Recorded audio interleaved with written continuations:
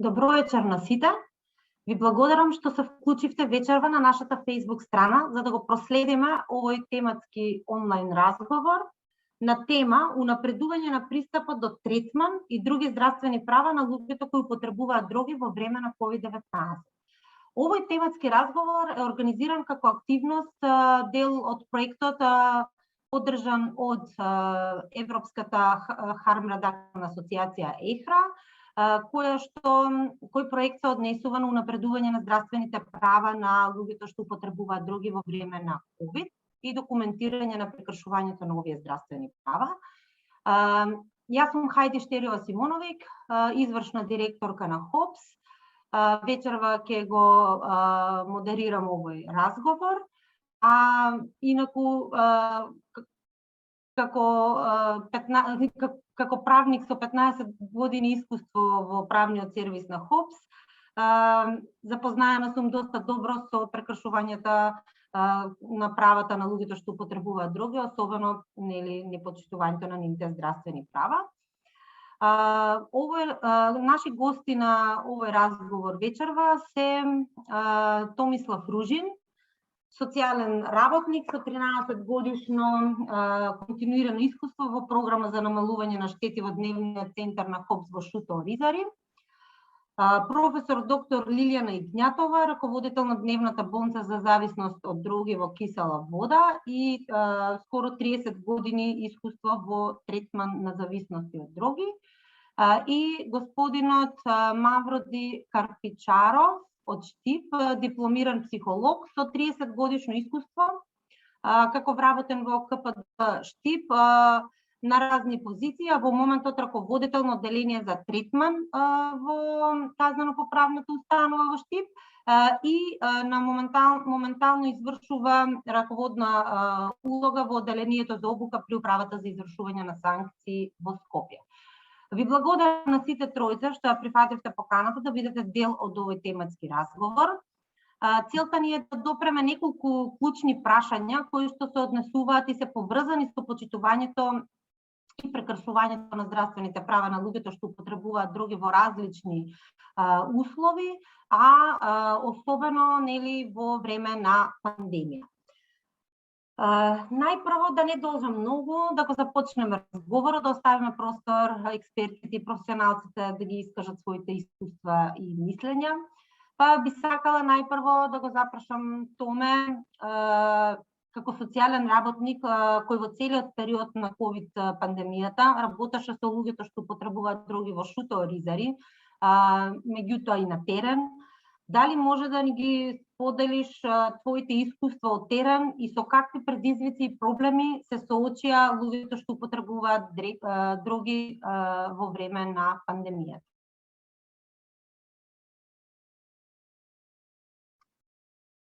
Мјут, Томе, мјут си. Како за наши, се извинувам. Добро вечер. Како за нашите клиенти, така и за нас целата оваа ситуација со пандемија никако не дојде изненадно. Никој не очекуваше дека еве и после 2 години таа се уште ќе трае и ќе се бориме со незе. Тогаш навистина не знаевме што да очекуваме. Ни доаѓаа некои вести од надвор дека е нешто многу опасно, дека ќе треба да се затворат, ќе треба да има полициски час, ќе треба да ги затвараме центрите и сето тоа никако ни дојде на брзина и стварно бевме изненадени. Посебно ова важи за клиентите кои со затварањето на нашите центри буквално нема ни каде да се обратат, ниту каде да добијат информација. За голема среќа брзо се преориентиравме на теренската работа, па со тие луѓе кои има телефони можевме да контактираме, така да и некако да споделуваме информации. Инаку и за нив мерките кои ги донесе тогаш државата, например како полицискиот час, каде што имаше забрана за движење, кој за нив е голем проблем, бидејќи не знаеа како да отидат до центарот во Кисела Вода за да се ја подигна терапијата. Дополнително проблем се створи и со автобускиот јавен превоз, кој произволно си донесува дали ќе има автобуски превоз утрената, дали ќе нема, па морав да барам преку нивната страна или да се јавам кај нив за да дознам како да ги упатам клиентиве за да стигнат до центарот во Киселовоз за да си ја подигнат терапијата.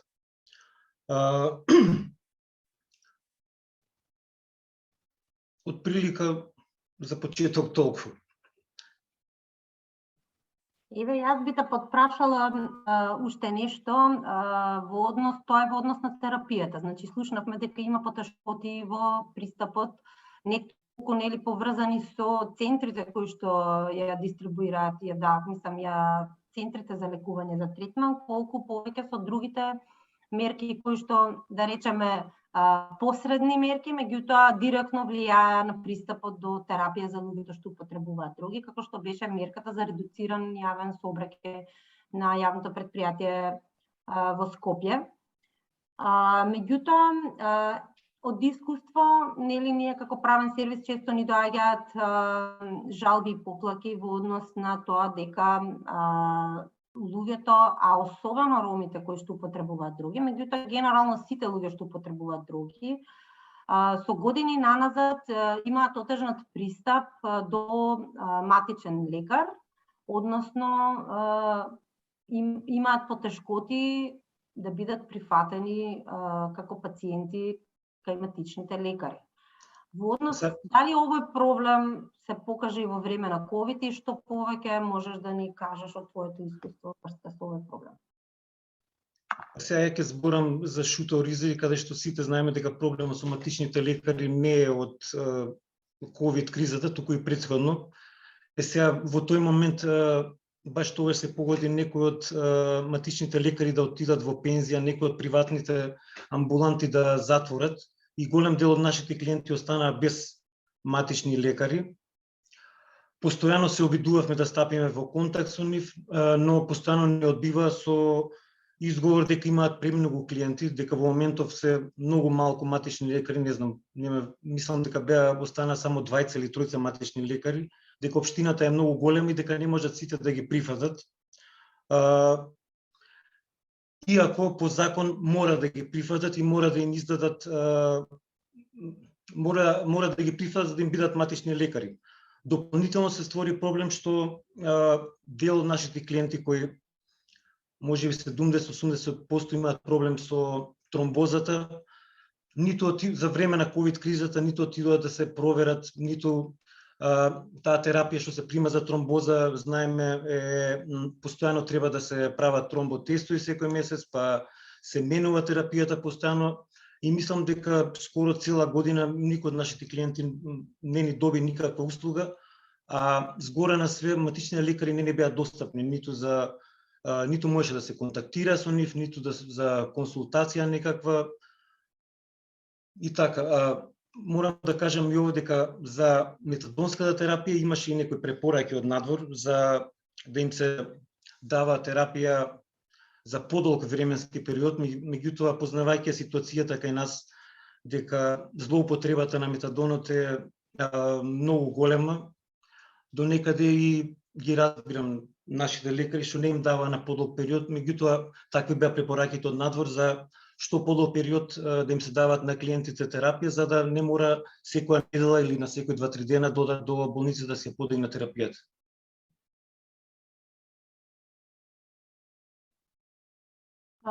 Благодарам, Тома, навистина ние овие информации ги знаеме, меѓутоа секогаш е возмирувачки кога повторно го слушаме ова. Проблемот со несоодветна и недоволна комуникација со матичните лекари, голем дел од граѓаните во држава и тие што не се што немаат проблем со зависност и употреба на дроги го посочуваа постојано, меѓутоа за овие луѓе тоа значеше на моменти дури и сериозно загрозување, мислам, доведување во сериозна загрозувачка состојба, живото загрозувачка состојба. Така што јас се сеќавам на почетокот на пандемијата, баш мислам дека од шуторизари беше клиентот кој што поради ненавремен пристап до здравствени услуги ја изгуби едната нога, мораше да му биде одсечена, така што тоа е еден од поекстремните случаи, меѓутоа сериозни здравствени проблеми оставени без соодветен медицински надзор и грижа доведуваат до влошување на здравствената состојба на луѓе кои што и така се соочуваат со предизвици во нивната здравствена состојба. Тоа е можеби единствената ситуација каде што хајде остваривме некаква соработка со центри за социјална работа и каде што со заеднички напори успеавме клиентот некако да го згрижиме, да го препратиме. Он требаше дури до Штип за да му се ампутира ногата, беше во навистина незавидна ситуација и имаше голема веројатност дека ќе почине ако подитно не му се ампутира ногата. Така ете, у целата таа несреќа имаше некоја позитивна работа и некоја соработка со државните институции, да речем. Може да прашам нешто, дали станува збор за клиент кој беше во Кочани, во центарот за... Да, во Кочани, Кочани. А Кочани немаат метадон, имаат центар и тоа беше сериозен проблем и предизвик за колегите таму, они се јавуваа. Пациентот вели во абстиненцијална криза, тука направен центарот за ампутација, ние терапија немаме. Така. Ако кажува, се јавуваше психијатарот на Кочани за тој случај. Тој е наш пациент. Наш, ли е наш. Тоа е баш еден еклатантен пример, затоа го спомнав. Мислам, тогаш тоа што кажа Томи, имавме соработка и со Центарот за третман од зависности, и со социјалните служби, и со други организации кои што се обидува да ни помогнат во целата работа. Меѓутоа, главно беше тоа поради ненавремено третирање на раните на ногата, човекот ја изгуби ногата, а можеше да се случи да го изгуби животот. Примерот што го кажа доктор Лиле само посочува дека многу често проблемите на луѓето што употребуваат дроги се комбинирани, значи не е само проблемот за зависност, што се соочуваат со зависност и пристапот до третман од зависност, туку скоро секогаш во комбинација одат и други здравствени проблеми кои што мора паралелно да се третираат, и ако не е воспоставен системот така да пристапот до третман за зависност е комбиниран со пристапот до други здравствени услуги, доаѓаме до вакви сериозни проблеми што ад хок ги решаваме, а некогаш чинат здравје или живот. Сега ќе ја замолам Ако може врзано со ова е класичен пример на некохерентна политика за дроги. Да прави центар за ампутација, а тромбофлебитот како коморбидитет знаеме колку многу е присутен меѓу популацијата која инектира, ние имаме многу голем број на опијатни лица кои користат опијати, и да правиш центар за ампутација на место каде е недостапна. Тоа значи дека не е кохерентна, не е поврзана една активност со друга.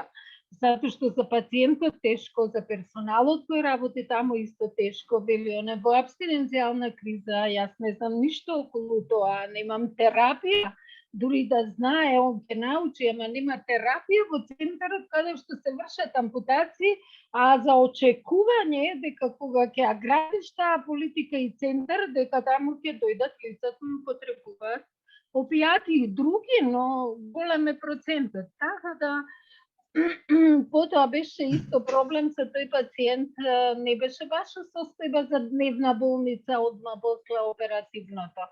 Но многу често ние сме приморани од што не функционираат другите симптоми, да влегуваме во ризици по принцип на помала штета, дека подобро да тераме со ризик за овердоз, него да го одбиеме пациентот, па го прифативме во дневна болница лице кое не можеме да го следиме при првото давање на лек кој е небезбеден да го даваш туку така, кај лице кое не може да доаѓа и да го даваш на таткото, кој треба тогаш да го едуцираш, не си сигурен дали све ќе разбере и сериозно ќе свати. Па, мислам, исто така зборува за нефункционирање и оставање све на еднодневно болнички систем без примарна, терцијарна и секундарна здравствена заштита. Да, ти благодарам доктор Лиле што се надоврза. Ете, во продолжение би сакале да споделиш со нас, освен овој нели конкретен пример што го кажавме, бидејќи вие цело време бевте на фронтот како центар за лекување на зависности, за разлика ете од матичните кои што иако требаше да бидат постојано со своите пациенти, се повлекоа онлайн и како се вика тоа, телелекување, телемедицин, практикува, за разлика од нив, вие постојано бевте нели со пациентите, колку и да беше ризикот голем од пренесување на вирусот.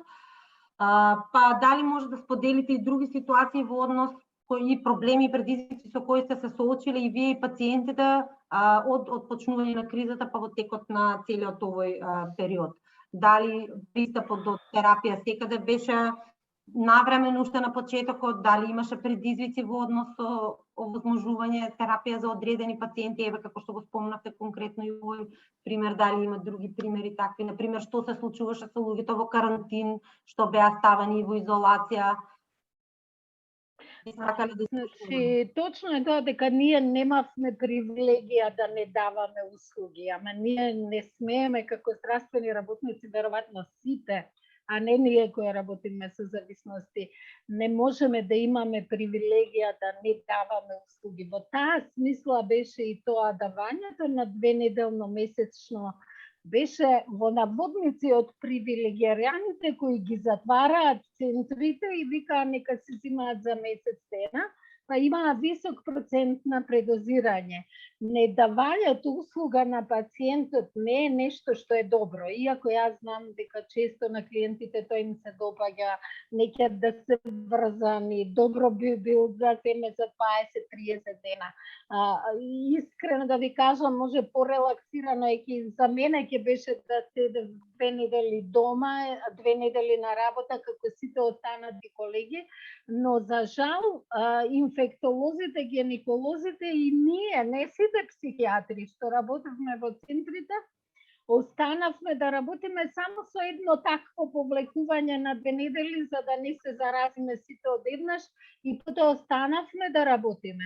Додека матичните лекари или здравствениот дом ги покриваат другите психијатриски и други состојби во карантините и ги посетуваа пациентите сите, освен нашите пациенти, освен лицата кои употребуваат дрога. И тоа само за себе многу зборува. И додека имаше дежурни служби во болниците, во нашата болница конкретно, кои беа платени за пари да дежураат, одеа колеги од центарот волонтерски, неплатено, после работно време и посетуваа клиенти во карантин, за да не ги остават без терапија до утредента, воведуваа во не стандардни, не подстандардни, него во чудни услови терапија, која носи голем ризик и голем стрес за оној кој работи со таа проблематика, поготово на почетокот, кога немаш пациент за кого знаеш дека има толеранција, знаеш дека не го прв пат го гледаш. За разлика од сите други кои работеа онлайн, ние работевме со физичко присуство, за разлика од сите други кои имаат таква привилегија у наводници да не ги гледаат пациентите месец-два, да препишат терапија за други психијатриски ентитети, не за нашава проблематика, по месец дена, уопште да не го види лекарот од апотека да си ги земе, тоа го направија со цел нели да намалат. Тоа што за нас не направија такво нешто, само по себе зборува многу и јас ќе оставам секој сам да си го интерпретира тоа зашто за нас не направија. Значи, така да јас не го гледам сега како тука малку ќе се уфрлам, Лилеве, што требаше според вас да се направи за да се Значи, она што е важно, јас подобри пристапот до третман, а да докторите не прегоруваат. Што Не, сакам да кажам дека услугите нивни не се драстично драстично намалија како на другата популација за други здравствени проблеми. Нив ги гледаа матични лекари, по месец дена не ги гледаа, зима рецепти од апотека, по телефон се слушаат со психијатар и така некако ги лекуваа, за разлика од оваја категорија која не велам дека има добар пристап, но пристапот и пред тоа беше со бариери и отежнат и многу не се смени тоа.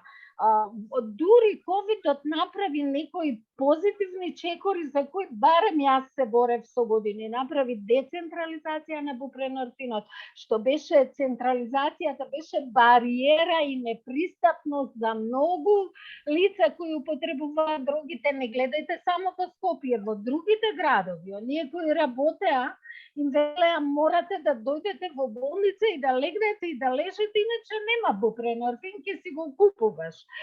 Значи, тоа беше бариера. Ковидот им ја покажа приказката, ало, не е местото цела Македонија тука да ја носите, да зима терапија, него да ги вратите таму каде што живеат луѓето да си ја зимаат терапијата. Ковидот во 15 минути направи нешто што ние 2 години го работевме предходно и успеавме во 2 града или 3 да децентрализираме бупренорфин. Подоцна се покажа точно тоа, дека централизацијата била бариера за да нема достапност за бупренорфин. Кога ковидот ја направи децентрализацијата, се случи поголема побарувачка. Луѓето кои живеат у градот не мора да се хоспитализираат, некои од нив работат и сега ти социализиран, интегриран човек да му велиш мора да дојдеш у Скопје и тука да легнеш и да лежиш, не знам, 7-10 дена, тогаш ќе добиеш и сериозна бариера. И кога онди го добија во своите градови се позголеми побарувачката, одеднаш сега гледаме го нема бупренорфинот. Па сега има од тоа бариерите што ги скрши ковидот, направи проблем да нема терапија, односно направи подобра достапност, ама сега немаме пристапност. Подобра пристапност, ама немаме достапност. Присутни се центрите таму, ама сега ја нема терапија. Така да имавме и ние пријави во врска со овој проблем, конкретно дека нели луѓе добиваа известувања во одредени градови во Македонија дека повеќе нема да добиваат бупренорфин, прекини, државна сметка, дека ќе треба да си го купуваат. Неформални информации од колеги, јас добивав дека им викаат да не примаат више, им викаат да не препишуваат, дека им викаат да не ги зголемуваат дозите, им викаат многу сте потрошиле, како они тоа да го јадат, мислам, они како го потрошиле, колку дошле толку, па да прашуваат како да ги префрлат од бупренорфин на метадон, вклучително во затворите, каде што безбедноста, знаете колку значи, каде што немаш баш многу персонал. Битола затворот кажуваат дека има општа пракса лекар кој едва ги брои деновите да оди у пенсија, не може да го издржи затоа што не функционира све за неа, да и олеснето. Доаѓа психијатар еднаш неделно, можда и повеќе по потреба, кој не е наискусен во проблематиката и велат се префрлајте од бупренорфин на метадон. Во такви ситуации ти да даваш метадон кој е небезбеден лек на пациент кој веќе е поставен на бупренорфин е сериозен проблем и мислам, не знам кој гледа бенефит од тоа што ќе се префрлат на поевтин лек, па давајте поевтиното. Ефтиното и скапото не се мери само по цена на чинење. Овердоз и смрт, насилство во затворите, црн пазар, значи депресивност, други коморбидитети, како коштаат, на крај ако сакате и ампутации на ноги и не знам, болнички ден во центар. Мислам дека пред предизвик за нас да зборуваме за ова cost-benefit, за да сватат оние кои одлучуваат дека тоа е инвестиција, тоа не е трошок и дека многу ќе ни заштети пари ако функционираме рационално, а не со бариери. Друго што сакав да кажам врзано со ова, она што е точно што го спомна Томе дека автобуси одеа, не одеа.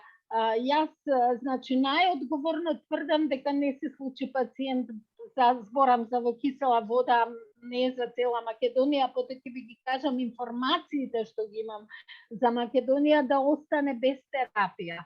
Се јавувавме, носеше Црвен крст, значи не се случи некој да остане без терапија заради ковидот и ради автобусите, но она што е точно, анксиозноста беше присутна многу повеќе него порано. Стресот кај нив, неизвестноста и како работеше и ние тоа не можеме да речеме дека беше супер, они взимаат секој ден, ние не ги оставивме без терапија и они само зборат. А анксиозноста беше на многу високо ниво, неизвестноста беше на многу високо, стравот што ќе се случува беше на многу високо ниво, што може кај дел од пациентите да донесе до дестабилизација.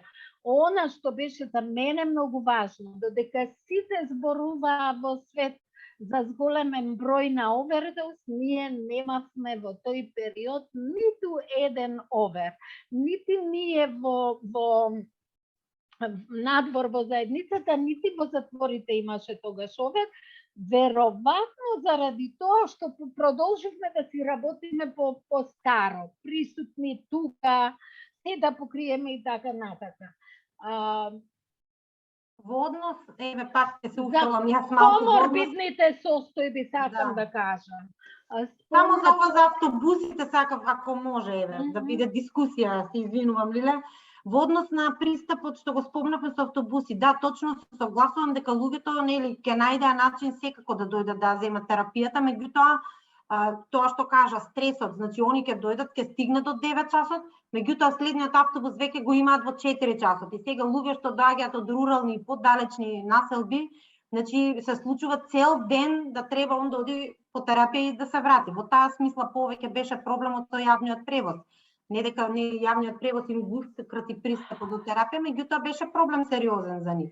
Ќе ви кажам дека ова со автобусите беше многу посериозен проблем во малите градови, каде што ги, например, во Штип, во центарот, зимаат, тој е регионален, градови од околу, каде што има по 1-2 пациенти. И тие треба да патуваат, може, саат време, а имаше затворени градови, и тие не можеа да патуваат. Дебар исто беше затворен, тие воопшто не можеа да патуваат. Ама исто и тука ковидот ни покажа добра пракса, баш не научи на лекцијата. Се организира да од Охрид терапијата се дава на лекарот во здравствениот дом во Дебар и тие лица што живеат таму си ја добиваат терапијата во Дебар.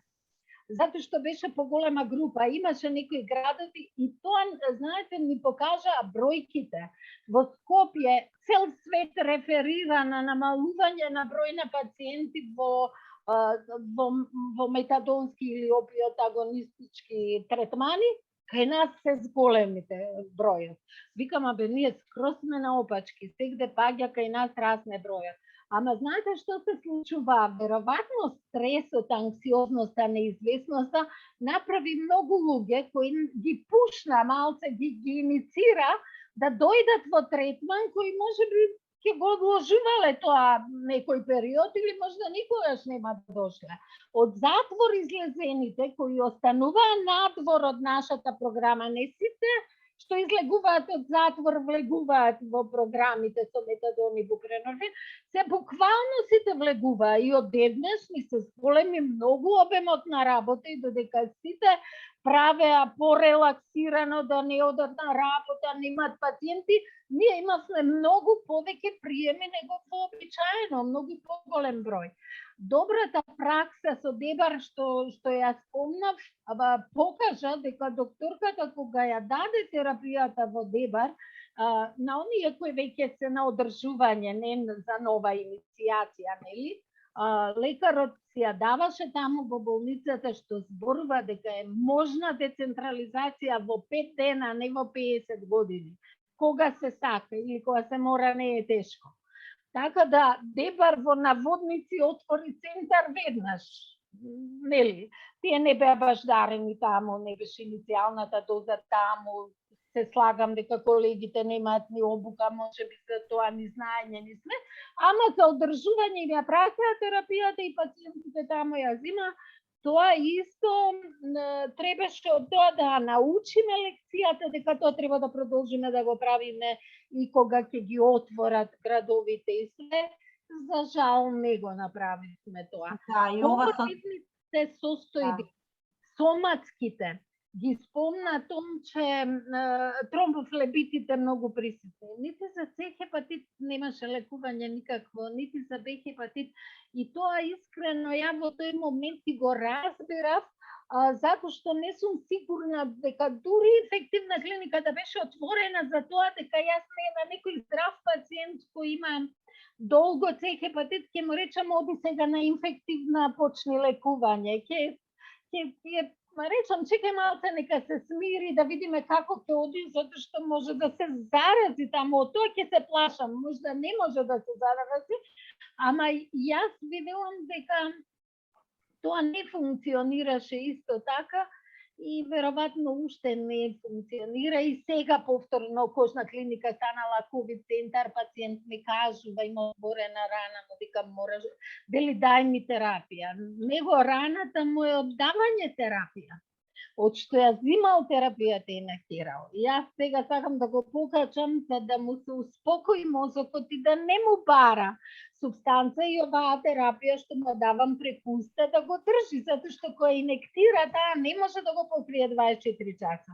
И он му треба дупло, тродупло терапија што не е вистина, ако ја пие преку уста му треба многу помалце, ако ја дадам таа што инектира, ја ќе го оверирам ако му ја дадам преку уста. И јас се обидувам тоа да му објаснам дека он треба сега да доаѓа, затоа што седењето дома нема да затвори раната. Давањето на терапија за дома е ризик, дека он треба да оди на кожна клиника и дека треба тоа да го лекува паралелно со мојот третман што му го нудам за покачување на дозата и потоа двете работи да се средат. Он рече, јас отидов, ама ме вратија таму направиле ковид центар, така да се договоривме денес му помага нашиот социјален работник, се јавува кај матичниот лекар, матичниот истава упар по телефон за да не го шетаме пациентот. Правиме нешто, но во секој случај коморбидните состојби не се третираат како пред ковид и до негде некои работи се разбирање, но некои што каде што гори, каде што имаш бактериемија, сепса, отворени рани, тука нема чекање. И она што е исто сериозен за мене предизвик со години наназад, не со ковидот, психијатрискиот коморбидитет. Точно тоа сега ќе прашав како се одрази пандемијата врз менталното здравје на луѓето. Исто како до тогаш. Значи, од колеги слушам, тоа не е формална информација, апсолутно им верувам дека во нивните психијатриски оделенија или клиники, болници, во еве за една конкретно знам, написмено е напишано, таква информација имам добиено, дека ако пациентот е на метадон, не може да биде лекуван на психијатриско оделение. Замислите, јас сутра да речам, ако некој пациент прима пелентан, не може да дојде на метадон, на кожно нека му даваат метадон. Значи, тоа постои од многу одамна. Значи, ако има психијатриски пациент е депресивен, суицидален, може има психоза некоја, ако прима метадон, он не може да легне на психијатриско оделение, па кај го има тоа? Мислам, тоа нема врска со ковидот. Тоа постојано за 10-20 години. На психијатриска клиника, психијатриски, ако прима метадон или бупренорфин, Таму не се лекува, таму нема шанси да се лекува. И сега останува психијатриска болница Скопје, може ќе речете окей, боле ишта него ништа, ако две други не функционираат, барем една функционира, ама сите имаат субтилни методи на одбивање. Вие директно напишале на метадона, тоа е кршење на човекови права, дискриминација до небо, уште на писмено го ставиле. Значи, малце да разбираат што прават, веројатно не се свесни, не би го ставиле тоа на хартија со страх дека они дискриминираат. Клиниката нема такво на хартија, само е еден пациент, тој случајно јас го водам за метадонот и за коморбидитетот. Последниве години неколку пати кај нив е хоспитализиран, ама тој е еден и единствен. А во психијатриска болница Скопје ги примаат, ама само на виолентно оделение. Па не се сите пациенти кои се на метадон имаат коморбидна психијатриска виолентни. Значи некој може да не е виолентен, зашто баш тоа е исто така. А со тоа ќе го загрозат тој пациент, така затоа што таму се смети. Нема да го загрозат. Не. Таму е, знаете, поголема будност, повише болничари и сето тоа интензивно и све, ама е стигматизирачки. Ако си на метадон, одиш на виолентно оделение за агресивни пациенти, па не се сите они. Значи, јас сум имала пациент за кој сум проценила дека има индикација да хоспитално да се лекува и не сум мислела ни случајно дека треба на тоа оделение и сум пробувала да зборам и ставувам и тоа е строго дека тие само таму треба да одат и само таму има метадон на ниедно друго оделение. Што значи ова нема врска со ковидот. Ковидот направи сите психијатриски пациенти да не се примаат, па и наши да не се примаат тогаш еден период од нереално строга индикација. Ама ние веќе се научивме да живееме како не треба и да ги лекуваме дневно болнички пациентите и кои имаат индикација за хоспитално лекување. Со прифаќање на сите ризици. Не знаеме како ќе пројде до утре. Друго е 24 часа дежурна служба да го чува, да се грижи. Друго е ти да дадеш терапија и да го пуштиш дома и да се мислиш дали утре ќе дојде цел и жив. Значи, повеќе ми беше прашањето, во однос на менталното здравје, дали, например, имаше, добро, тие што се со психијатриски коморбидитети, меѓутоа, дали во друга смисла имаше, например, да се одстапува од терапијата, да се земаат други, например, наместо само метадон. Знам дека тоа е случај и претходно, меѓутоа, дали ковидот дополнително влијаше на стабилни пациенти да одстапат од редовниот третман, да нели? Значи, она што јас вака меѓу пациентите не многу експлицитно кажано и разбрано, ама како јас го разбрав, дека ова стресот и стравот што зборевме направи да почнат да барат празин, да си имаат за секој случај. Затоа што кој знае што ќе биде, кој знае дали ќе има, кој знае што ќе ни треба. Бензодиазепини, нели, веројатно за да не складираат некој, ама да имаат некоја количина. Еве такво нешто забележа. А тоа дали имало индикација за тоа да се употреби или не? Анксиозноста и стресот е на некој начин индикација, ама не би требало тоа така да се употребува ни сами на своја рака и сето тоа. Значи, тоа направи употреба на некој. Благодарам, Лиле. Може да прашам, извини, хајде. Овели, Ме интересира, доктор Лиле, дали знаете дали алкалоид произведува само метадон солуција и кој е вашиот став за промена на терапијата? Дали, ако би ја промениле, би дошло до унапредување на здравјето на нашите клиенти? Ами збориш за друга форма на терапија? Да. дали ако не е течност, него е Да, таблети, ако не е така или солуција, како? дали алкалоид произведува, освен Значи, во солуција произведува. Хрватска мислам дека има таблети, сега сакат да преминат и таму на солуција, но ти таблетите се злоупотребуваат, таа злоупотреба и ова на течност е различна. Злоупотреба на таблети значи лесно оди на црн пазар, се знае количината, 3 таблети, 5 таблети, се гледа што е и се продава на црн пазар. За таква злоупотреба сакат да превенираат со немање таблети. Оти на времето ние имавме таблети, па пројдовме на солуција, затоа што во тоа време и јас слушав дека таблетите се злоупотребуваат, а после ја видов правата злоупотреба на течноста, затоа што таа се инектира и прави сериозни последици. Мама и таблетите ги инјектира. Како? А И таблетите ги инјектира.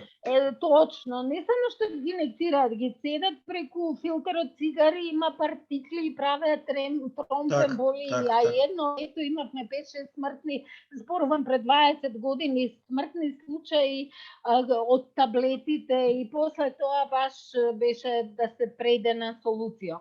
Значи, дали ќе таблета или солуција не толку колку комбинацијата на бупренорфин и антидот и антагонист, агонист и антагонист, налоне, налоксон и бупренорфин, кој алкалоид го произведува на надворешните тржишта, го продава, но не и кај нас, веројатно, не знам, нема интерес ли, мал пазар ли. Но јас, она што мене многу ми се допаѓа, фармацевската индустрија за жал, размислува многу повеќе за клиентите отколку струката, од причина што они имаат бенефит од тоа, сакат да дадат производ кој ќе се допадне на луѓето кои го трошат и веројатно тоа ги тера да се грижат многу повеќе од нас струката и па и decision makerите од струката и да каже decision makerите не секогаш ја слушаат. Што плаќаат. Она што мене ми се допаѓа, има ампула бупренорфин која е месечна инекција. Знаете ли што значи? Сигурна сум дека знаете да го одврзите пациентот еднаш у месецот да доаѓа. Они велат ќе правиме дисперзија, ќе го дисперзираме проблемот на 100 месеца. Не треба дисперзија. Купите ампули еднаш месечно. 500 пациенти, 30 ќе гледате у месецот, затоа што ќе доаѓаат не дневно, секој дневно, 3 пати, 5 пати и неделно најретко, него ќе дојде еднаш у месецот. Ќе земе инекцијата, не може да ја извади. Не може да ја продаде. Не може да ја инектира па да не го држи доволно. Значи, решавате црн пазар, бел пластовен пазар и го стабилизирате пациентот. Другата е супер тема, меѓутоа, да, супер беше прашањето и одговорите што ги добивме, меѓутоа јас би го оставила ова за друга прилика да го разговараме. Има чаре со еден збор, значи ќе направиме сигурно дискусија и за тоа што е дисперзија, како да се децентрализира, што е најдобро, кои модели да ги разговараме, мораме да ја почнеме и таа тема. Ковидот дефинитивно ја стави, ја паркира настрана, меѓутоа мораме тоа, градење капацитети кај здравствените работници, поголема достапност и пристапност на третманот, значи тоа сепак би го оставила нели за друга тема, да му дадеме, ќе треба да привршуваме разговорот, а не му дадовме збор на нашиот гостин од Штип, кој што ни се прикучи, кој што сигурно ќе каже многу сега јас не би рекла интересни, значајни информации поврзани со престојувањето, но и пристапот до здравствени услуги на луѓето што употребуваат други, а кои што отслужуваат казна затвор. Господинот Мавроди, како што кажавме, е дипломиран психолог, што долги години, 3 децении работи во пенитенцијарниот систем во земјава, па би го прашала нели барем во Скопје бројот на луѓето што издржуваат казна затвора, што употребуваат други или што нели се лекуваат од зависност е процентуално голем, се тоа може да варира од време на време, меѓутоа се знае дека значителен дел од луѓето што се осудени што издржуваат казна затвор употребуваат тип дроги. Дали може да кажете нешто повеќе за пристапот до здравствени услуги на овие луѓе додека ја отслужуваат казната затвор? Дали се соочуваат со одредени проблеми, нееднаков третман или... Со внимание ве слушав и можам лично моја констатација да дадам дека осудените лица во установата кои употребуваат дрога се помалку дискриминирани во однос на останатите осудени лица, отколку надвор луѓето кои употребуваат дрога во однос на останатата популација во услови на ковид, поради следните причини. Во затворот постои здравствена служба кај нас. Таа се состои од стоматолог, стоматолошка сестра, лекар и медицински техничар. Значи, истата здравствена служба е подеднакво достапна и на осудените лица кои не употребуваат дрога и на осудените лица кои употребуваат дрога. Значи, тука немам некоја голема разлика. Во однос на пристапноста на секундарната и терцијалната здравствена заштита, истиот е принцип. Користиме услуги на клиничка болница Штип, во која што исто со спровод се транспортираат. Во однос како ги третирам осудените лица, морам да ви констатирам дека со претходната стратегија за развој на пенитенцијарниот систем дојде до значителна промена во однос на статусот на здравствените служби. Тие беа во состав на казнено-поправните установи, меѓутоа со старата стратегија која што заврши пред некоја година, преминаа во ингеренција, значи примарната заштита ја обавуваат лекари кои вршат примарната заштита и надвор, односно здравствените домови каде што е седиштето на установата. Постојат различни системи во Европа, некои се идентични на овој систем, некои се уште здравствените одделенија во служба или во склоп на казнено-поправниот дом, има и добри и лоши страни и тие, меѓутоа да се задржиме на темата на осудени лица кои употребуваат дрога. Ако ве интересира за процентот, за тоа што викате во Скопје, меѓутоа и казнено-поправен дом Штип по популација и по сериозност на кривични дела е веднаш после казнено-поправен дом Идризово, така да во моментот, јас зборам за пред некој известно време, скоро не се ни битни толку претни бројките, значи во нашата установи држуваат некаде околу 220 осудени лица, од кои што имаме 19 на терапија, метадонска терапија, 20 имаме на бубренофин и имаме некаде популација околу 25 кои се регистрирани, кои што се уште не подлегнуваат, добар дел од ние се носени во метадонскиот центар, меѓутоа при еден од критериумите нели земање на крв и докажување дека немат остатоци од наркотици или метадон или било кој, за да може да подлегнат на метадонска терапија. И дел од нив па и не сакат или се откажале од метадонска терапија. Оно што мислам дека се дискриминирани и недостаток во нашите казнено-поправни установи на психосоцијален третман на овие осудени лица.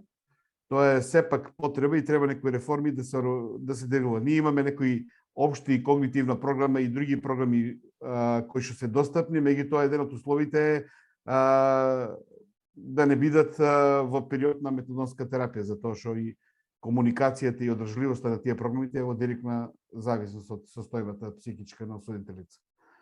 Друго нешто, ако ви интересира, значи пристапноста кон здравствена заштита е регулирана и во самиот закон, затоа што во приемно одделение една од примерните обврски на здравствена служба е да изврши детален лекарски преглед. Јас во установата кај што работам, мојата канцеларија е во склоп на самата здравствена служба, пристапноста е секојдневна, отворена е амбулантата у работно време е достапно. Во однос на метадонската терапија, морам да ви кажам дека пред некоја година изработена е стандардна оперативна процедура за делење на метадонската терапија и многу често се контролира од страна на управата начинот дали се придржува делењето на метадонска терапија, меѓутоа и покрај толкуте големи напори на управата да контролира, можам да ви кажам дека злоупотребата и манипулацијата со метадонска терапија е присутна кај таа популација и секојдневно се бореме за да се одбегне таа ситуација. Многу се креативни во начинот на кој може да е злоупотребат или да е сокријат од страна на тоа, меѓутоа верувам дека бројот на злоупотребите се помал. Тоа е отприлика моја констатација. Ако имате нешто дополнено прашање, повелете. Да, јас тука би кажала само добро е да се слушне дека во Штип имаат пристап за терапија и за метадон и за бупренорфин, за разлика од други казнено-поправни установи, како што е, например, затворот во Куманово. Ако последни информации што ги имаме, дека таму, за жал, немаат пристап до третман луѓето кои што издржуваат казна затвор. Значи, невоедначеноста на системот секако дека е проблем за луѓето што потребуваат дроги. Оно што сакав дополнително, ако имате за ова нешто да додадете, па дополнително да ве допрашам за за мене лично, ако ме прашувате, самото преоѓање на примерната здравствена заштита во раците на лекарите кои извршуваат, односно во раците на здравствените домови од кај што е седишто, мислам дека е квалитет помалку.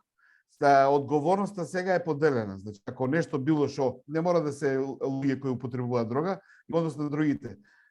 Квалитетот на здравствената услуга, одговорноста сега е поделена и на директорот на здравен дом и на директорот на установата. Кој има поделена одговорност, мислам дека е квалитетот помал, по мое размислување.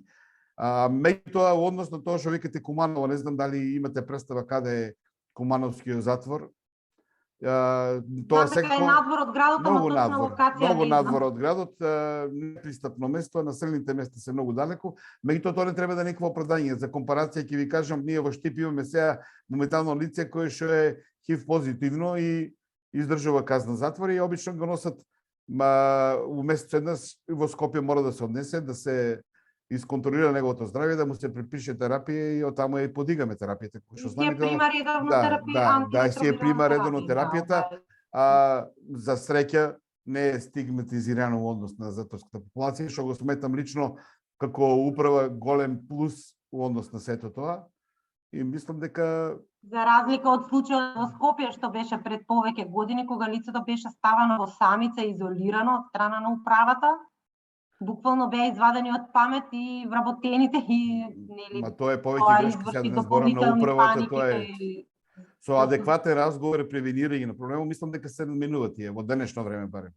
Јас пред 30 години меѓу првите 5 случаи кои што беа во Македонија, верувам, не сум со сигурност, исто издржуваше лице, тогаш беше фама, да мислам, страшно беше, ама по со теко на едукациите, годините кои поминаа преку нас, мислам дека сега не би требало да биде проблем. Така да мој впечаток, иако не е на потребното ниво, мислам дека барем пристапност до затворскиот лекар е подеднакво и на лицата кои употребуваат и на останатите осудени лица. Значи во период на ковид зборам. А секако дека однос на терапиите, како што збореше и докторката Игњатова, јас сум имал прилика да посетам различни затворски системи кај што најчесто сме збореле за околу критериумите, значи за подлегнување на метадонска терапија. Тоа е пред неколку години. Од многу строги до многу либерални. Јас не знам, не сум добро упатен во нашите критериуми за подлегнување на метадонска терапија, меѓутоа сепак мислам дека се многу лабави нашите за подлегнување. Моje ми лично мислење односно другите што ми прилика. Иначе затворите како затвор на времето пред 20 години кога за среќа тоа време немавме многу и дрога по затворите, беа идеално место за чистење на тоа. Мој работен век сум имал прилика да присуствувам на тие абстинционални кризи, кои што после тоа, ако имаше адекватен психосоцијален третман, ќе имаше огромни резултати. Јас зборам на онај дел на психосоцијалниот дел, за медикаментозниот дел на докторката повеќе ќе каже. Од аспект на психолог. Да. За жал во Скопје ситуацијата со затворите не е така. Ние секојдневно примаме поплаки од луѓето кои што издржуваат затвор. Последен случај токму преку овој проект што го документирав беше за жена која што издржува казна затвор и која што иако има рани отворени, инфицирани по нозете и по рацете, е одбиван е третман од медицинските лица во затворот и Дризово, бидејќи нели само таму има женски затвор. И жената е оставена сама да си прави преврски. Во текот на една година има добиено 2 завои, 5 гази, 5 памучки, тупферчиња, како медицинска. Види сега да не ме разберете погрешно дека идеализирам ситуацијата. И ние секојдневно нашата работа имаме проблеми. Проблеми секој пат се поврзани со финансиите. Не често пат тендери, па некој пат има период кој што и лекарствата ги нема. па имаше период кога буџетот у центар у здравен дом не е предвидел доволно лекарства за освоителица и тие се секојдневни проблеми ќе се реше. Меѓутоа, ако ми прашувате мене како човек кој работи 30 години у затвор, сметам дека стариот систем грижата, односно одговорноста да биде исклучиво во казнено-поправниот дом, квалитетот на здравствената заштита целокупна би била подобра. Моje лично мислење не мора да... Јас се учествував во работна група која изготвувавме стратегијата, пробав да влијам на групата која, меѓутоа превладуваше мислењето дека треба да се помине на овој модел, што мислам дека во скоро време има шанси кога ќе се огледа дека подруго е влијанието или действувањето која е одговорноста на самиот директор или на самата управа во установата. Пристапот до лекарства и квалитетот на лекарствата и количината, ако сакате, беше многу подобро кога беше одговорноста во установата.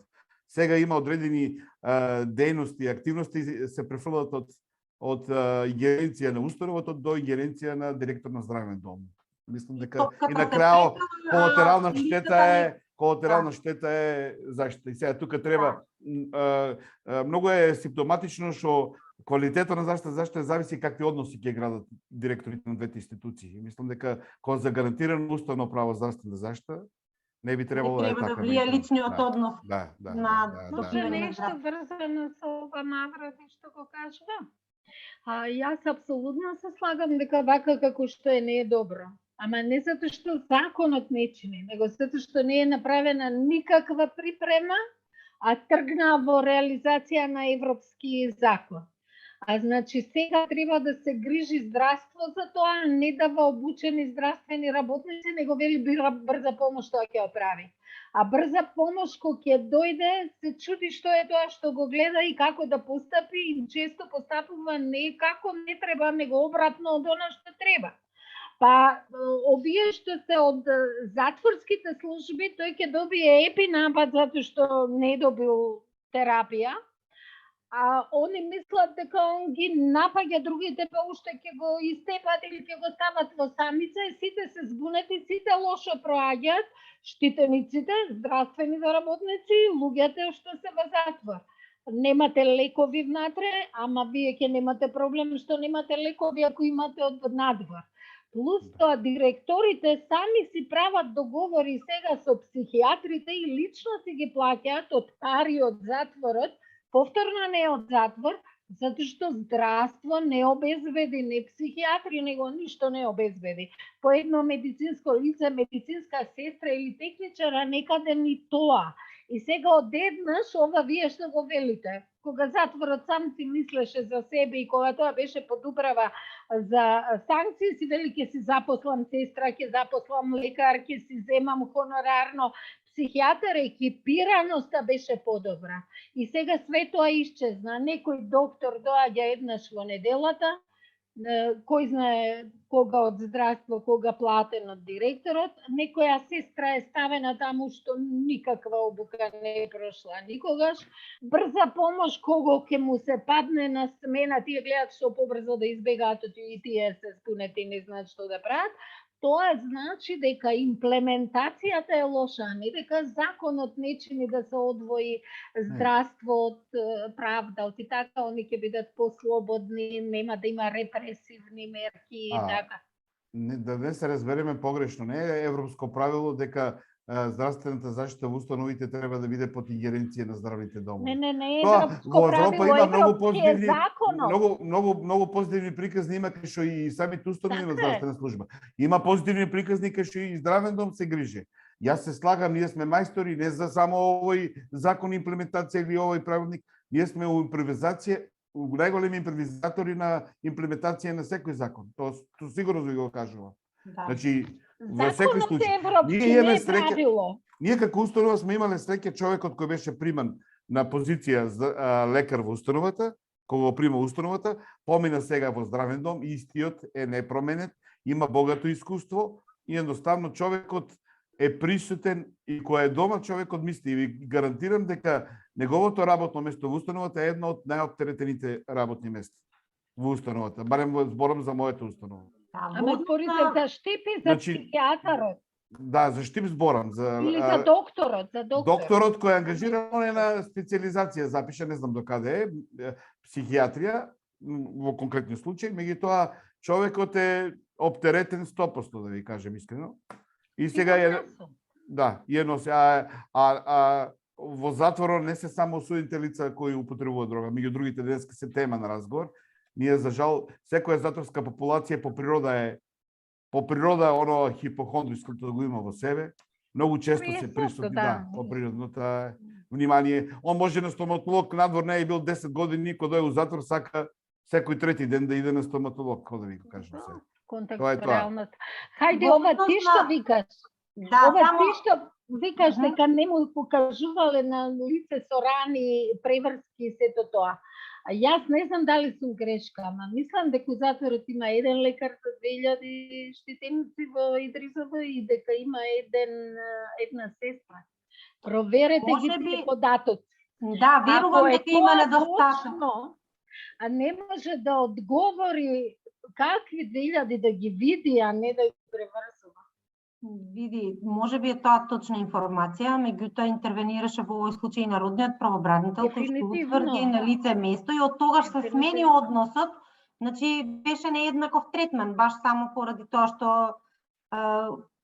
потребува дроги жената и што нели Може, ама сега додека таа ја преврзува, друг е запуштен. Да, имам уште едно прашање за господинот Мавроди во однос на здравственото осигурување. Значи, ние исто така документираме доста случаи во сите овие нели децении наназад што работиме, дека луѓето кои што издржуваат казна затвор, согласно Законот за здравствено осигурување, стануваат осигуреници по основ на осудени лица. Меѓутоа, во пракса тоа што значи, тие не се евидентирани во фондот за здравство. Еве, ако грешам, Тома нека ме поправи или нека пише некој од социјалните работници, меѓутоа како правник така на нас правниците така не се информацијата, да, не се евидентираат во фондот за здравствено осигурување, они добиваат здравствена заштита бесплатна, меѓутоа не се евидентирани како осигуреници. А тоа што значи? Тоа значи дека нивните семејства остануваат без здравствено осигурување. Значи, ова е огромен проблем. Ние постојано имаме луѓе што издржуваат казна затвор, а нивните сопруга и деца, посебно малолетни деца... Да. Тоа зависи дали затворникот е носител на здравственото осигурување во семејството. Па најчесто е. Да. Сега да ви кажам, значи покрај Законот за здравствена заштита и во Законот за извршување на санкции е регулирано ова. Да, точно, него кажа. Самото Управата за извршување на санкции пред неколку години воведе одговорно осудено лице во секоја установа кој што има обврска со самото пристигнување на осуденото лице да поднесе пријава до Фондот за здравствена заштита дека започнал. Во прилог на пријавата поднесува и потврда за започнување на казна затвор и мислам дека фотокопија не ме фаќате за зборот личната карта за веројатно за единствениот матичен број и така натаму. А финансии има ли да се плати тоа? Сега во продолжение, доктор. Кога станува збор за финансии, тогаш стануваат проблемите. Значи, установите започнаа да ги пријавуваат овие, меѓутоа врската не беше на установите да го плаќат здравствено осигурување, врската беше на Управата за извршување на санкции, односно на Министерството за правда. Значи, многу често се случуваше, покрај тоа што сме поднесели ние пријава до Фондот за здравствено осигурување, да не беа легнати парите на сметка и џабе не беше активно здравствено осигурување, страдаа и фамилиите, како што викате вие, и тие. Меѓутоа, тоа треба да се надмине, затоа што предмалку реков дека е уставно право здравствена заштита, поготово кога државата го лишува од слобода, мора да му го возможи и уставното право, односно здравствената заштита. Сметам дека проблемот не е во установите, проблемот е малку поширок и се станува збор за финансите. Иначе во Законот за извршување на санкции паѓаат на терет на буџетот на Република Македонија. Некој намерно напишал на буџетот, не паѓаат да го напишал на терет на Министерството за правда, ќе се направише пресметка. Тука ја мислам дека е куршност. Ја не сум правник, меѓутоа така размислувам. Значи, еден период функционираше... Тоа во законот така. За извршување на санкции, сега ќе ви кажам, тоа е член 182 кој што вика на осудените лица им се гарантира правото на здравствена заштита, им се обезбедува потребна медицинска помош и болничко лекување според прописите во областта на здравствена заштита и здравствено осигурување. Тоа е став 2. На осудените лица правото на здравствена заштита им укажуваат здравствените работници што вршат примарна здравствена заштита во мрежата на примарно ниво за здравствена заштита на подрачјето каде што се наоѓа установата. И став 3, осудените лица имат право на секундарно и терцијално ниво на здравствена заштита и став 4, трошоците за здравствена заштита на осудените лица во установите паѓаат на товар на буџетот на Република Македонија.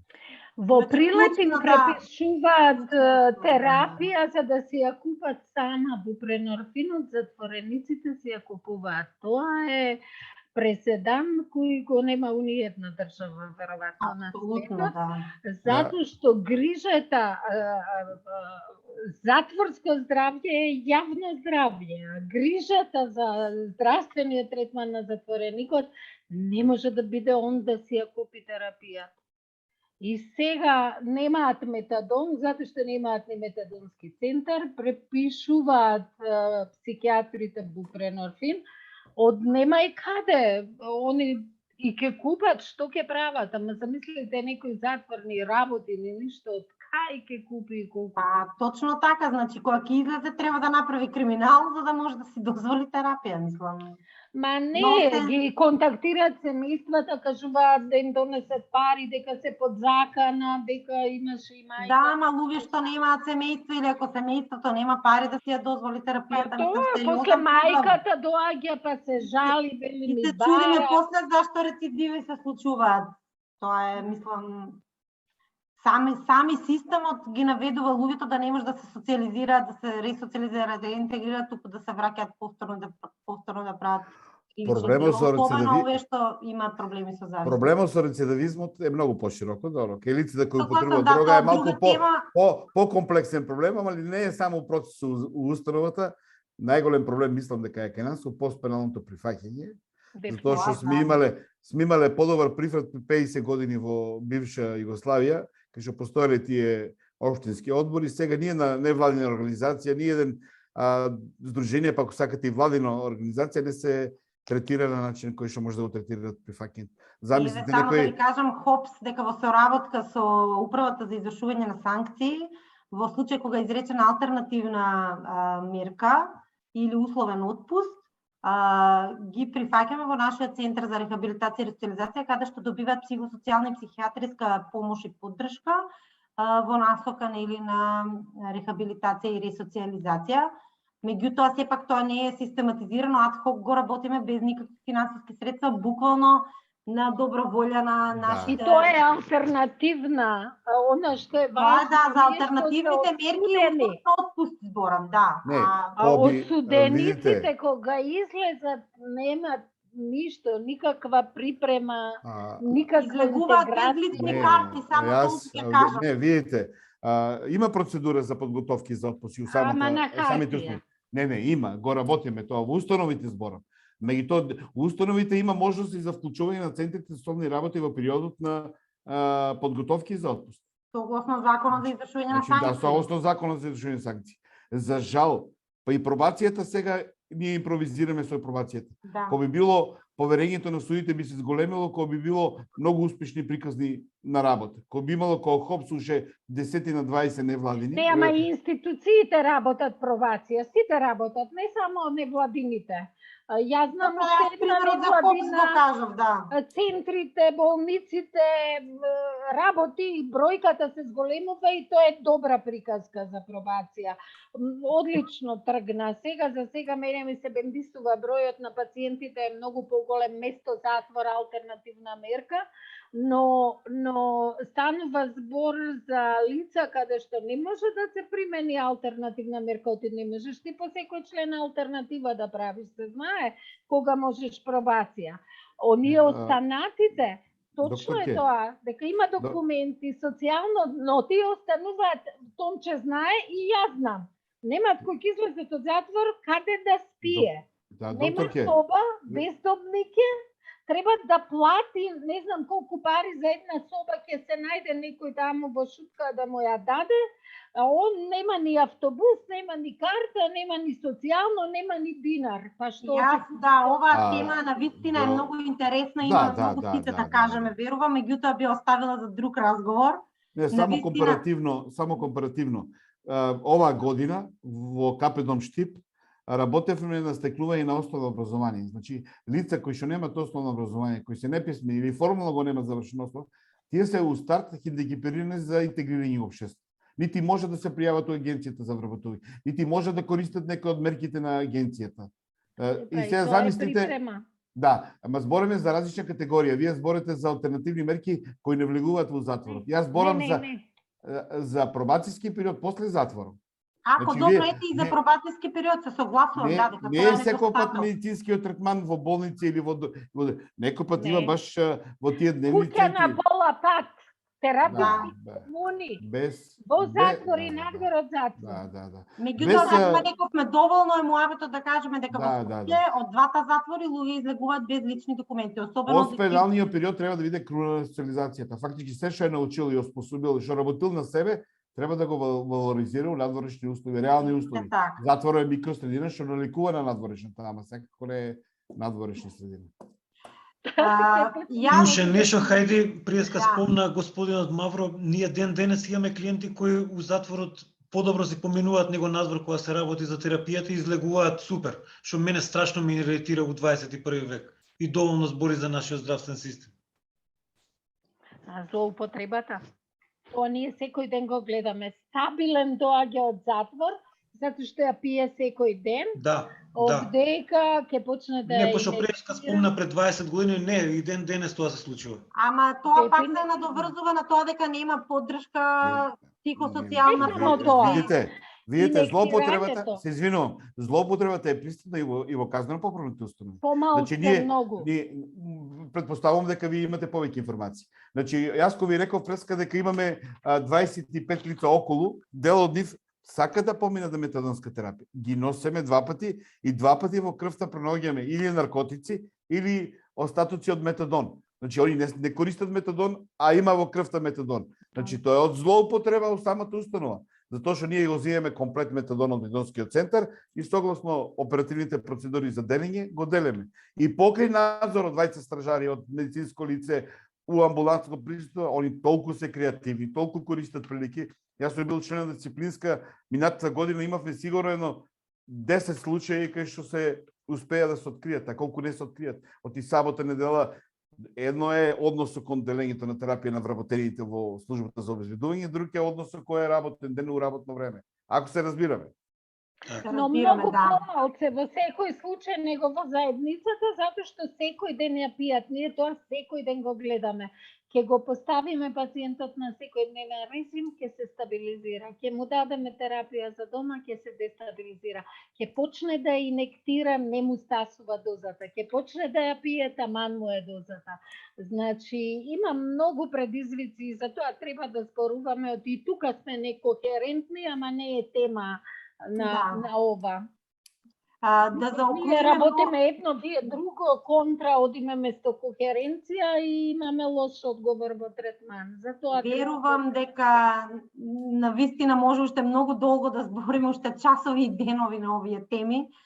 Во интерес на сите тие што не слушаат, јас пред да го заокружам овој денешен вечерашен разговор, би сакала да поставам едно прашање, има до докторката. Вика, каква поддршка понуди Центарот за лекување на зависности во однос на Го гледам прашање. Епа, овие фактички се две прашања во однос на психолозите, дали биле достапни за разговори. Да. А за налаксонот јас не би отварала таа тема, затоа што сепак и тоа е една широка тема. Можам само да кажам дека да имаше налаксон, сигурно тие овери што се случија во време на ковид, можеби немаше да се случат. Ковидот пак, како што кажавте, ни одржа лекција за многу работи, вклучително и за тоа. А сега ќе дадам збор на докторката да одговори на Значи, овие уште едно прашања. прашање стигна и тоа е слично со нагоре околу налоксонот достапен, ама станува збор за take home налоксон и тоа е друга приказка. Метадонот е исто превенција на овердоз, затоа што прави толеранција и луѓето кои се во програм помал ризик за овердоз него оние кои не се, но фармацевската индустрија многу повеќе го бутка налоксонот и не спомнува дека и метадонот и бупренорфинот превенираат овердоз. Како и да е, налоксон треба да има и то take home налоксон, иначе тој е достапен на здравствените работници, барем кај нас.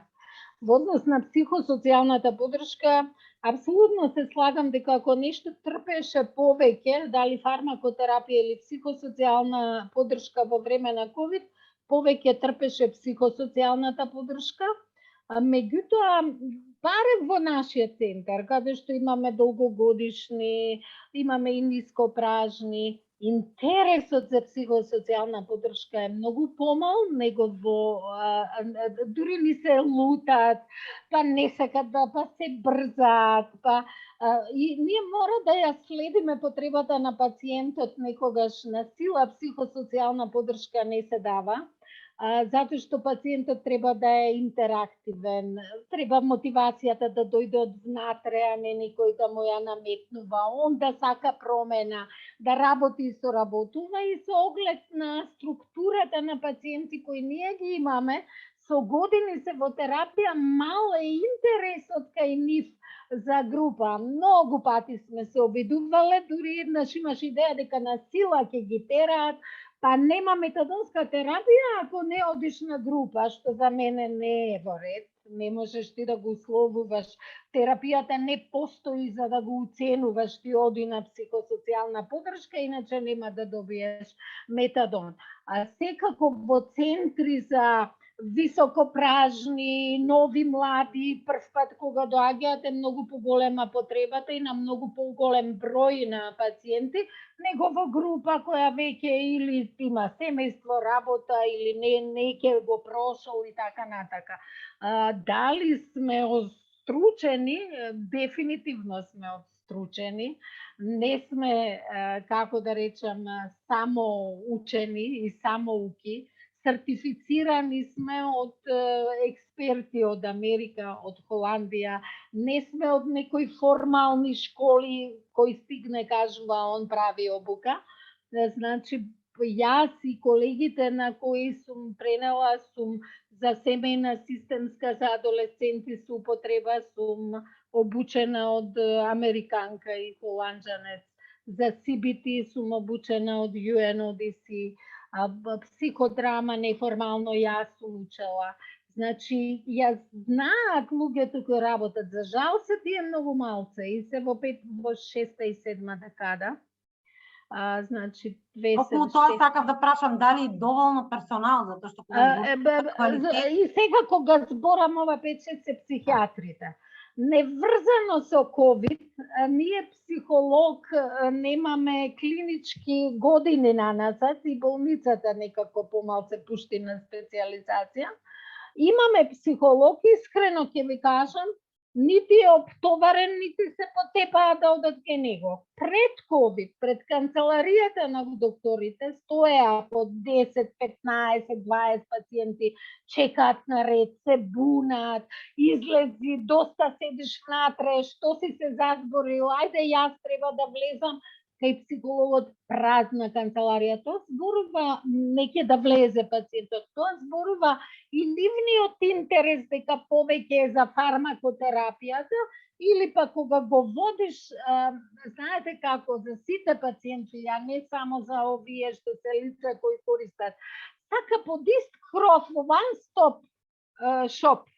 Кога ќе дојде кај психијатарот за фармакотераписки да се советува, он зборува и за мотивација за промена и правиме анализа што направил он, што се случило, како да се превенира рецидив и он ја добива и психотераписката поддршка во исто време. И ти после му речеш, сега толку од мене се оди кај психологот. И не одат кај психологот, си излегуваат. Кога имаш психијатри, психологите се многу важни и во Европа многу се присутни, и не ги трошат психијатрите во вакви центри. Таму работат општа пракса лекар, семеен терапевт, семеен доктор и таму треба психолог и клинички, овој нема обука за тоа. Психијатрите имаат обука и веројатно натака како исчезнуваат психијатриве во третман, веројатно последните мохиканци се во Скопје и во Кисела Вода и во војна болница, во градска општа болница имаме 1,5. Во другите центри немаме психијатри, ќе треба за другите градови да почнеме така да размислуваме. Додека имате психијатар, психолозите многу искрена да сум во центрите, не се експлоатираат. Ама пак е тоа врзано, ако е нова структура, нови пациенти, нови приеми, тоа веројатно другачие ќе биде. Некој што е 20 години у третман и сега ти му речеш ај се ти во група психоедукација. Иначе моќта на групата е многу голема, поголема и од психијатарот и од психологот. Ако јас нешто би уживала да праваме работа во група би уживала. Меѓутоа ќе ги барате, ќе ги молите, ќе ги викате, нема да дојдат, тоа зборува дека немаат интереса индивидуално, чекале и по многу повеќе и со ковид. Сега малку се изместија работите секако. Дека кога би ги смениле, кога би ги давале услугите на некое друго место, дека многу поише би имал работа психолог, знаејќи дека, например, кај нас психолозите се многу оптеретени.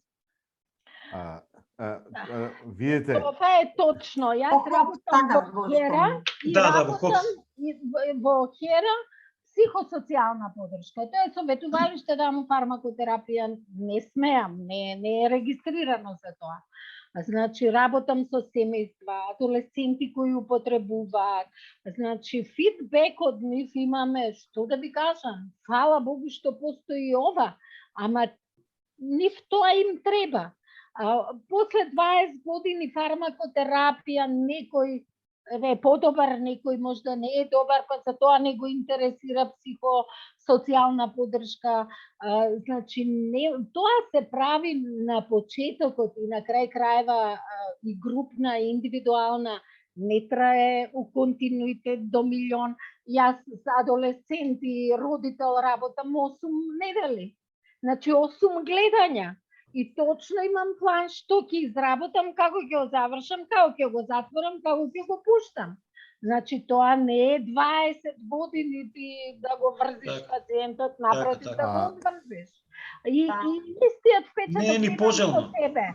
Па сигурно, истиот впечаток од кога излеговме ние 3 психијатри во Хера да работиме во советувалиштето за превенција од дроги, претходно гледав 5 пациенти годишно кои се, да речем, лајт корисници, кои не се нели со проблематична употреба, со тромбофлебити, со коморбидитети, со психијатриски, не од тие, него овие што се пуши канабис, земал екстази. Сега гледаме дневно по 6. Значи, јас еднаш неделно работам, 6 клиенти имам во 3 сата на 30 минути, некојаш не можам да постигнам, останувам подолго. Така да и тоа е, знаете, дали е високопражен или нископражен програм. Еве една добра идеја од целиот разговор. Докторката каже дека за групна терапија ретко идат пациенти, дека е проблем кога се формира група, не се редовни. Затворите се идеално место за тоа. Знам. Хопс, да ги затвориме. Не, Хопс може да конкурира некој проект, да ангажира докторката. Во било која установа у Македонија има психолози, добар тандем може да бидат за реализација некоја групна програма. Јас сум имал прилика со колешка психолог да работам на когнитивно-бихевиорална програма. Ние имаме во самиот систем изготвена за третман на осудени лица. И мислам дека групната работа, буквално се слагам со докторката, тај што ја сака професијата е осознава напредок од ден на ден на групата, затоа што мислам дека тоа и фале во нашите установи. Моќта на групата е огромна, кој во може да излечи, да поентира. Поентиравме дека нели недостасува ресоциализационата компонента и рехабилитационата компонента. Во тека нели подготовка на отварање на центри кои што ќе понудат, кои што ќе бидат центри за рехабилитација, ресоциализација и реинтеграција на луѓе што односно луѓе што се лекуваат и што се на третман успешно што се лекуваат од употреба на дроги. Под покровителство со поддршка на МТСП, Министерството за труд и социјална политика. Ние сигурно ќе бидеме една од организациите кои што ќе отвори вакви центри, така што при изготвување на програмата дефинитивно искуствата ќе ни бидат од големо значење. Меѓутоа, исто така, мислам дека ова е одлична тема за некој друг онлайн разговор, повторно да го издискутираме темелно и добро, како што вечерва ги издискутиравме сите овие прашања што ги поставивме. Навистина, разговорот беше многу интерактивен, жив, се надополнувавте едни со други со вашите големи искуства. Оно што можеме да го извлечеме како заклучоци и препораки од овој вечерашен разговор, најважните поенти, јас што успеав да ги фатам, е тоа дека прво и основно нели постои некохерентна политика за дроги и здравствени политики, каде што на пример луѓето кои што се на третман за употреба на дроги и кои што имаат други коморбидитети не може под иста капа, под ист кров да ги добијат сите услуги. Значи представува проблем. Доколку нели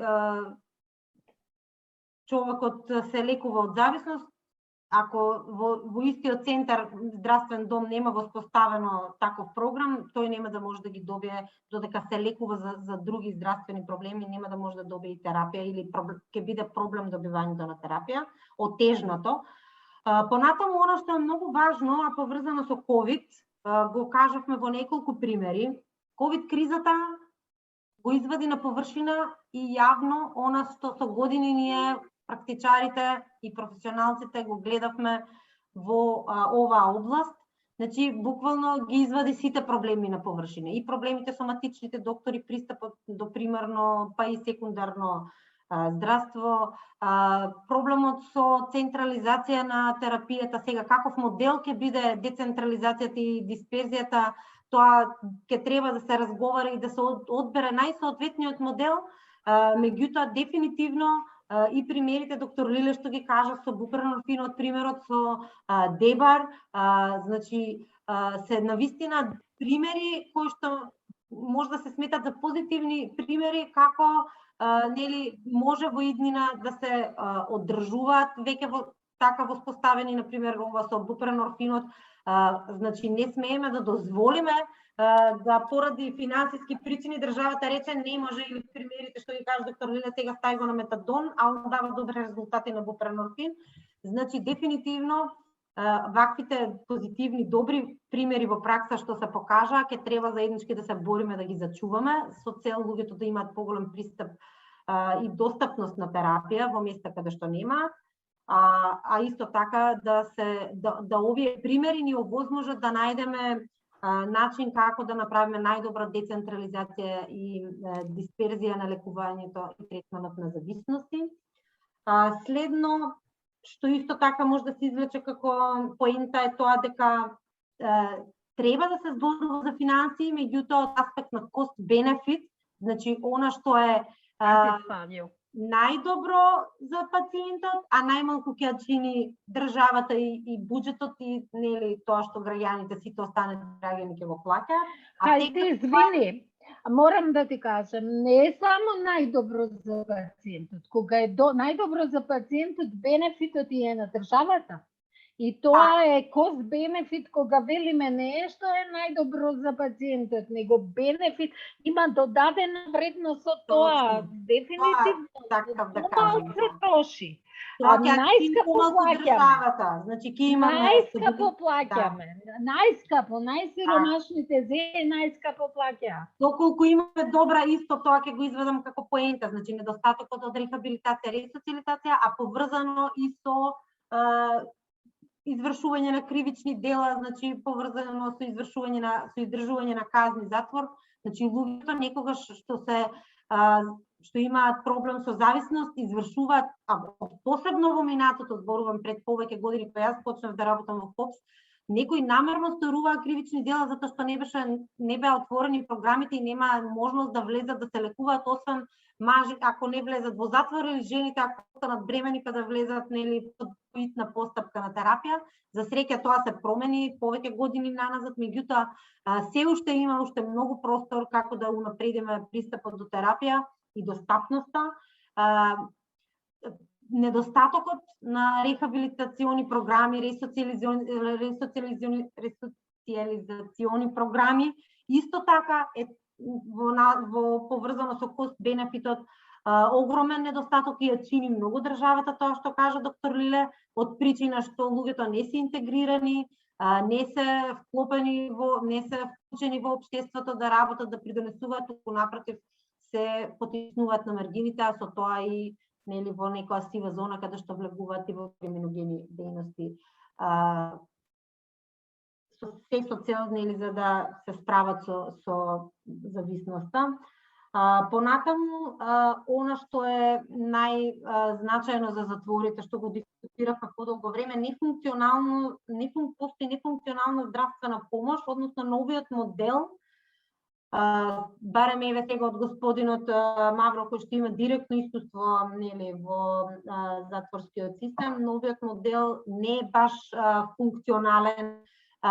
Дали е нефункционален или станува збор за лоша имплементација, недоволна обученост, останува нели тоа да го понатаму разгледуваме, буткаме и да бараме да се подобри. Во секој случај луѓето не барем во најголемиот затвор во државата, а и во одредени затвори како што го спомнав Кумановскиот затвор, па и Прилеп затворот, примерот со затворот во Прилеп, значи недопустиво е човек што издржува казна затвор да му даваш препорака сам да си купува терапија. Па каде ќе најде пари, освен ако не направи многу кривично дело за да дојде за пари за терапија, така што апсолутно не е функционално тоа. Мора и втората поента поврзана со затворскиот систем е дека мора да се застапува за промена на постоечката легислатива, која што согласно искуството и начинот на примена во пракса е проблемот да луѓето кои што се, иако Законот за здравствено осигурување укажува дека луѓето што издржуваат казна затвор се осигуреници по тој основ, Законот за извршување на санкции го проблематизира тој дел, така што дефинитивно дека ќе треба да се застапува за усогласување на законската регулатива со цел да луѓето, но и семејствата на луѓето што издржуваат казна затвор не бидат доведени во ситуација да останат без здравствено осигурување ниту еден момент. Така што јас тука би го... Хајде, извини, јас само една забелешка. Моите информации дека не е голем бројот на луѓе кои што не се, барем за нашиот затвор зборам, периодично може да имало некој пат проблем со плаќањето. Не може да кажеме дека е во висок процент. Зборам првенствено зборам за мојата установа. Не ги знам состојбите како е во другите. Затоа реков, затоа го потенцирав. Тоа треба дополнително. Проблемот во Скопје и Дризово, бидејќи исто така новиот модел можеби точно како што кажа докторката не е работено добро на припремата и имплементацијата. Значи подготовката за промена на моделот можеби не била добра. Во стратегијата беше вклучено и од Министерството за здравствена заштита, ама ако не е на ниво на донесување одлуки, влијање одлуки, осмислување на сета активност и имплементацијата ќе е слаба. Значи се тоа треба дополнително да се анализира, па да, али од прилика заклучите се тие. Да, во однос на здравственото, тоа кажа, значи можеби затвореното лице ние не негираме дека тоа можеби ќе добие здравствена грижа, меѓутоа проблемот со неговото семејство останува. Значи ние имаме документирани повеќе такви случаи каде што носителот е тој што издржува казна затвор, партнерот негов, ако е венчан, не може да добие самостојно здравствено осигурување и автоматски семејството останува без здравствено. Значи проблемот е евидентен тој дека имаме такви случаи кај нас. Има. Значи некој пат проблемот е уплаќањето од страна на управата или од министерството, некој пат во некоја установа има и во проблемот на човекот што пријавува во ажурноста и што одјавува. Да се разбереме. Значи тоа треба да се надмине било како да е основа, Значи, меѓутоа треба да се работи. и Да. законската регулатива Да. треба да Да. се промени Да се условно усогласи. подобри Да. со цел да нема нели луѓе надвор од Да. здравствениот систем и надвор и без здравствено осигурување. И јас уште еднаш најмногу ќе ви се заблагодарам на сите тројца. Навистина разговорот беше корисен, плоден, извлековме добри заклучоци. Се надевам дека сите ќе продолжиме активно да се бориме за да го унапредиме нели цели и ова поле, меѓутоа и целиот систем, затоа што ако не се унапреди целиот систем генерално во државата, не може да функционира ни ова област како што треба. И се надевам дека во друг ќе продолжиме понатаму да соработуваме и дека во друга прилика ќе имаме можност повторно да разговараме за сите други теми кои што вечерва ги паркиравме, кои што беа произлегува од разговорот и беа интересни за разговор. Се надевам дека и на нашите слушатели што не следеа на нашата Facebook страна, разговорот им беше корисен и добар. Не би сакала да речем интересен, дека нели покрена навистина сериозни прашања и даде одговор на голем број прашања, иако доста останаа отворени. Ви благодарам на сите што не следевте вечерва и се гледаме во друга прилика. Добра вечер и пријатно. Добро вечер, пријатно. Фала на сите.